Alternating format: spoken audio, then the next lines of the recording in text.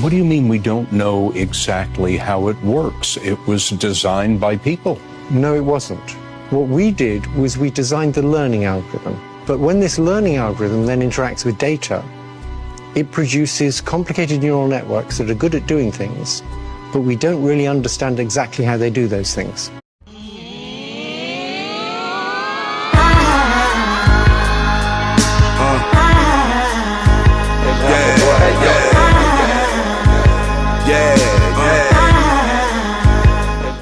Do you know what I'm talking about? The Matrix. Do you want to know what it is? The Matrix is everywhere. It is all around us. Even now, in this very room. You can see it when you look out your window or when you turn on your television. You can feel it when you go to work, when you go to church, when you pay your taxes. It is the world that has been pulled over your eyes to blind you from the truth. What truth? That you are a slave, Neo. Like everyone else, you were born into bondage, born into a prison that you cannot smell or taste or touch. A prison for your mind.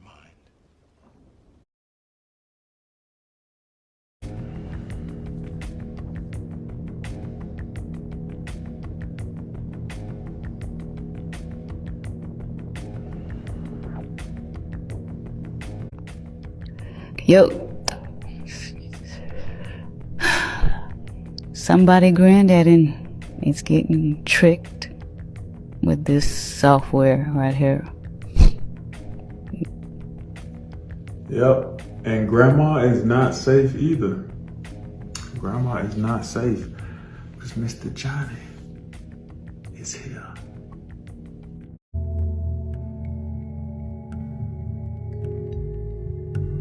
By 2030, the connections will start to be made between artificial intelligence and the human brain. We've been through a process of preparation, of getting people, first of all, stage one, addicted to technology that they hold. And they're targeting specifically the young, because the young of today are going to be the adults when they want to bring this AI connection in full blown. For that to happen, they have to get people addicted to technology to the point where they'll accept it and where it's the most natural thing in the world. So the next stage, because the idea is to get in the body, the next stage is to get on the body. Holdables, we went to wearables, we went to Bluetooth, Google Glass and Apple Watches. And the next stage is to go in the body, which is already starting in places like Sweden. People in Sweden now are having parties to celebrate someone being microchipped. Sales pitch is when we connect to artificial intelligence, we'll be superhuman intelligent. No, you'll become subhuman intelligent. You'll become a vehicle for artificial intelligence, psychological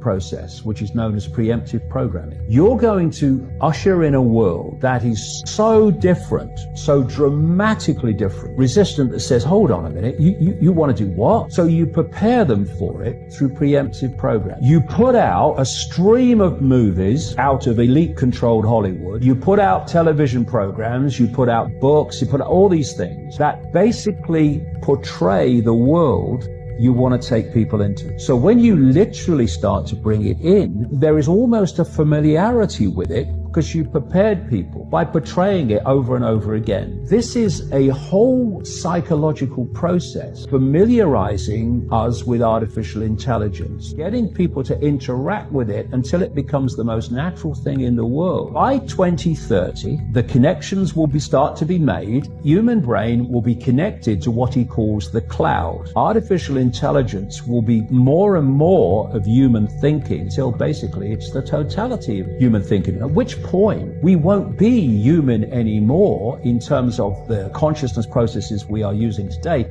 We will be artificial intelligence.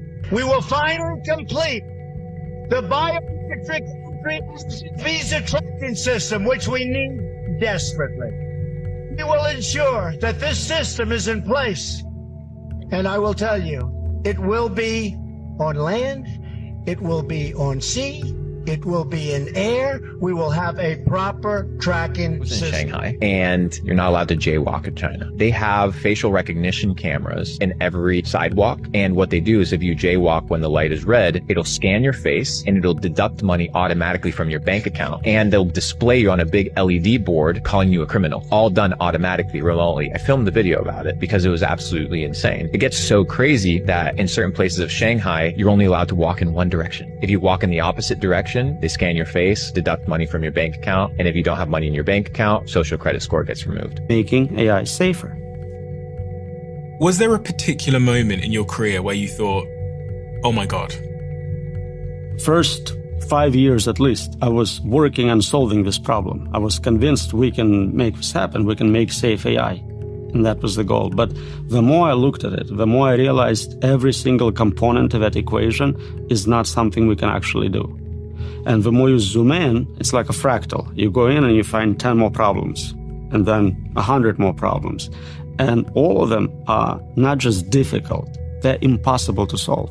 There is no seminal work in this field where, like, we solved this, we don't have to worry about this. There are patches, there are little fixes. China just unveiled a spy drone that looks like a mosquito, and it's smaller than the tip of a pencil, yet it's a fully functional surveillance device. Measuring just 0.6 centimeters, this tiny drone is packed with micro cameras and microphones that can record audio, capture video, and transmit everything back in real time. Developed by the National University of Defense Technology, it flaps its transparent wings 500 times per second, weighs only 0.3 grams, and is nearly invisible to radar. Sure, it can only fly for a few minutes, but that's enough to sneak into rooms, eavesdrop on conversations, scan for threats, or gather intel. Right now, it's still a prototype, but China claims it's designed for covert military operations. So next time you see a mosquito, you might want to look twice. We have only bits and pieces of information, but what we know for certain is that at some point in the early 21st century, all of mankind was united in celebration. We marveled at our own magnificence as we gave birth to AI. AI? You mean artificial intelligence?